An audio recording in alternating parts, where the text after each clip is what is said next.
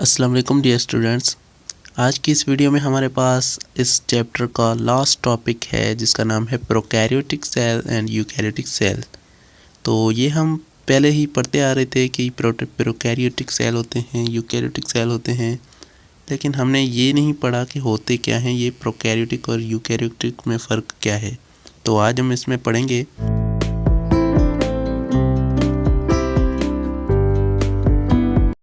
सबसे पहले प्रो का मीनिंग है फर्स्ट आर अर्ली कैरियन।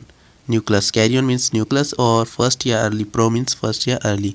तो इसके अंदर मतलब अर्ली न्यूक्लियस होता है, ऐसा न्यूक्लियस होता है जो मतलब कुछ छोटा सा होता है उसके, लेकिन इसके अंदर यू मीन्स प्रॉपर, मतलब एक ख़ास न्यूक्लियस होता है इसके अंदर। Karyon means nucleus.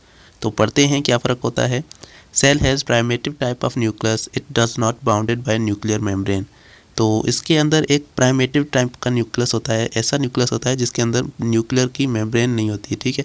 मिसाल के तौर पे ये इसका न्यूक्लियस है लेकिन इसकी मेम्ब्रेन ठीक से नहीं है और इसके अंदर जो मटेरियल है वो भी ठीक से मौजूद नहीं है, ठीक है। तो इसको कहते हैं प्रोकैरियोटिक सेल। लेकिन यूकैरियोटिक सेल में, जैसे हम इंसान में, तो वो न्यूक्लियस है जो उसकी न्यूक्लियर मेम्ब्रेन है वो ठीक से ज़ाहिर होती है और उसके अंदर पोरेंस भी होते हैं।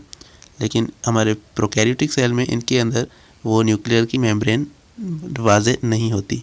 नंबर 2 है nucleoplasm and nucleolus are absent.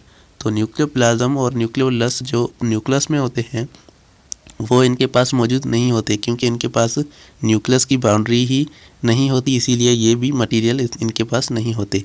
और हमारे अंदर न्यूक्लियोलस और न्यूक्लियोप्लाज्म मौजूद होते हैं, प्रेजेंट होते हैं। Number 3, only one circular long इंटरवॉन DNA is present as chromatin material. तो इनके अंदर होता है वो सर्कुलर डीएनए होता है, एक ही किस्म का डीएनए इनके अंदर मौजूद होता है जो कि कॉइल्ड स्ट्रक्चर में मौजूद होता है, जैसे हमारे पास क्रोमेटिन मटेरियल होता है। तो इनके अंदर क्रोमेटिन मटेरियल में सिर्फ डीएनए होता है, लेकिन number of DNA are present in which may appear in the form of chromosome. हमारे पास जो डीएनए होता है वो किसकी शक्ल में मौजूद होता है, क्रोमेटिन की शक्ल में, कॉलाइड स्ट्रक्चर में मौजूद होता है।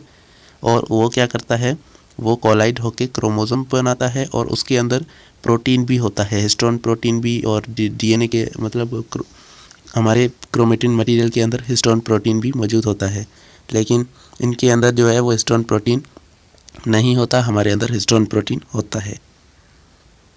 All membrane bound organelles are absent. Prokaryotic cell में सभी जो मेम्ब्रेन बाउंड ऑर्गेनेल हैं वो एब्सेंट होते हैं, जैसे कि एंडोप्लाज्मिक रेटिकुलम, गोल्गी बॉडी और माइटोकॉन्ड्रिया और प्लास्टिड, ये सभी इसमें होते ही नहीं हैं।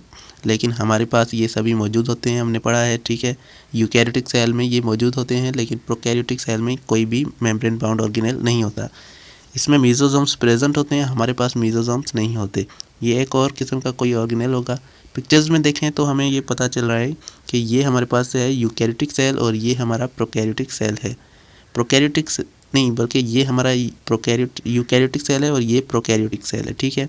तो ये हमारा यूकैरियोटिक सेल है, इसके अंदर हमने देखा साइटोप्लाज्म और मेम्ब्रेन भी है, इसकी गोल्गी बॉडी भी है, इसके अंदर माइटोकॉन्ड्रियन भी है, न्यूक्लियस, न्यूक्लियोलस, सभी इसके अंदर ऑर्गेनेल मौजूद हैं।